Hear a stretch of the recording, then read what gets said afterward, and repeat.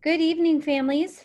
Welcome to our back to school night. Today is September 2nd, 2020. I know you're really excited to meet with your teachers this evening. I just wanted to share some information with you on how to best support your son or daughter through this challenging time. With me, I have Ann Fitch, our counselor, and she's excited to talk about social emotional, and we will address not only social emotional support, but also academic support. We've had a great start to the year. I just wanted to share some of my favorite pictures from walking around in our classrooms.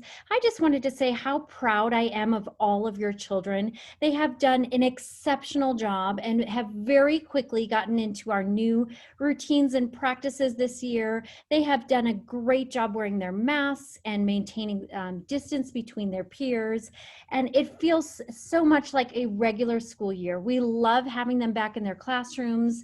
And they have already begun so many of our lessons that we typically do at this time of the year. They're getting books that are just right for them. They're sharing stories and small moments from their families and writing long and strong about them. And they're also really engaging as mathematicians and really building some strong relationships already. So they have just done an incredible job. So thank you so much for trusting us and sharing them with us this year. It is a different year for us, and we have been talking with the kids about what it looks like to go for the gold, both while they're here learning at school and while they are learning virtually. You can click on the link on the left-hand side to see these documents closer up, but as you go through these, they really talk about our new safety measures.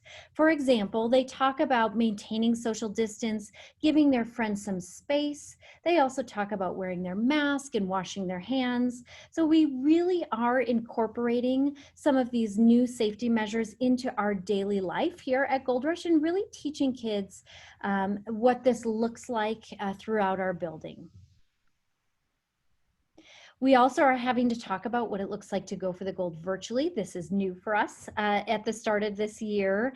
And again, these are things that you can help us, especially on those Fridays when kids are engaging in their learning with their teacher in a live setting. We really want kids to be active, to be tuning in, to kind of realize when they might not be as focused and just come back to that learning, and also to really share their thoughts and also really be ready, be on time, be in that great learning space, have their materials ready, and really sort of limiting some of those distracting objects. So we just really appreciate that support at home as we are learning in that different environment. I wanted to talk just a little bit about how you can help your child learn, especially in those asynchronous days and on those Fridays. One of the things we talk about every year, and the research really isn't changing, is just the importance of time and time spent really reading and writing. And what the research is really showing us is that volume matters. So you're going to see in your kids' logs, their homework logs, and on asynchronous days, and even when they're here in school, we really want kids to be reading and writing for long stretches of time. This is one of my favorite graphs. If you've been at Gold Rush for a while, this is a familiar one to you. And it really talks about every minute really reading and really writing translates into both achievement and also develops students' vocabulary. So when you see those extended periods of time reading on their homework logs, help encourage that. One, it develops that love of reading and writing, but it also really is that practice in an authentic setting.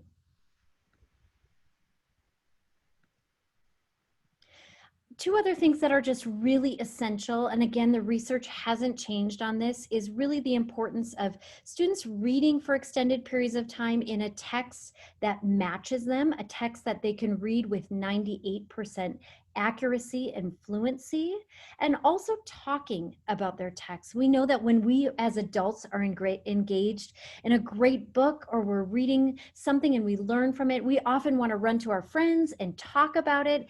We included on this right-hand side, and there's a link for it as well, is some different thinking strategies that you can look to ask your son or daughter just some questions as you're reading. Those really help your son or daughter really make sure that they're understanding what they're reading about. So those long stretches of time reading books that they are engaged in, that they love, but also books that are not too difficult, and then really talking about them. And again, maybe using some of these different question prompts to guide that. We also know that this is a really different time and a different way of learning for all of us. And it's really important to foster that growth mindset as we are taking on this new challenge of learning remotely. And really, that growth mindset tells us through research that our brain grows as we make mistakes, and that we can all learn and grow and develop as readers and writers and mathematicians. So if your child is getting frustrated or they want to give up, using these questions to really reframe that and maintain our positive outlook. So I might not have that knowledge yet, or these mistakes are really growing my brain. We do that all the time when we're learning together. And we know that it might be frustrating to learn at home and learn through that asynchronous setting or on that Friday Live Google Meets group, but really staying positive and using some of these statements to help foster a positive outlook. And our guidance counselor, Ann Fitch, is with us, and she also is here to support us and our students with social emotional learning and has a few tips for you as well. Yeah, thanks to everybody. Like Dr. Brown has been saying, you know, we are under different times, but our kids are doing amazing and they're doing amazing things here. But we are here for you because we recognize that this is a different time and we are on this new adventure in education. So one of the things that I have for you guys that I'll show you on the next slide has a ton of different resources. But if you look on the slide right here, it just kind of talks about having you guys recognize what your self-care looks like. And then some ideas and strategies for your kiddos. So recognizing their anxiety and stress, if it could be different, just facing different challenges. Their social emotional health. Maybe anger management is something that has kind of popped up, especially on those off days when it's not something that they're used to being at home and learning and trying to navigate that world, managing those behaviors, building positive conditions for that learning environment at home, some ideas for helping around e-learning, and then different mindfulness strategies. I know that's one of the things I talk to the kids a ton about here at Gold Rush. So that might be a familiar word to them, but those are great things to do also on their days at home. Some different boredom busters, some field trips. Those are also kind of things that can be incorporated into mindfulness to give them kind of a shift to help them keep going on their learning. And then one of these pictures this picture that I just kind of popped here in the middle just talks about kind of like what Dr. Brown said with that growth mindset, recognizing there are some things that we just don't have control over right now, but there are things that we do, and kind of having our kids kind of shape their thinking into what we can control. So this over here is linked. This is a presentation with all those different things that I was just talking about and ideas on websites to help support you guys and help support your kiddos. Thank you so much. There are incredible resources within that linked presentation. So I really encourage you to take a look when you have some time there. And please know that we are both available if you have any specific questions for your son or daughter.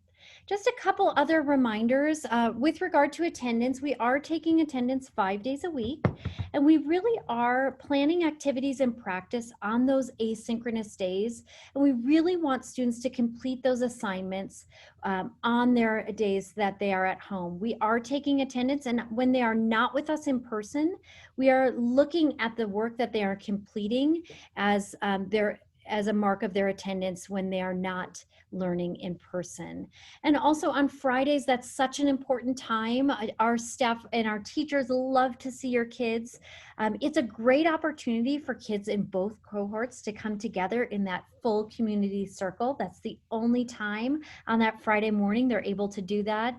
And the teachers are really planning new instruction in their small groups. It's a great opportunity to combine kids across cohorts again in that small group setting, but they are continuing with academics. And then again, we do have specials in our afternoon. So please know that attendance is there for 5 days a week. And on our asynchronous days, we are expecting that the students are completing that important assigned work.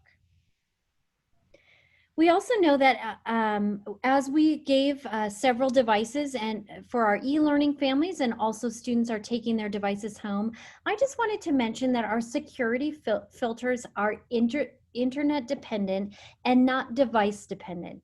That means when your child brings home an iPad or a Chromebook, you really need to set parental controls for a filter through your internet.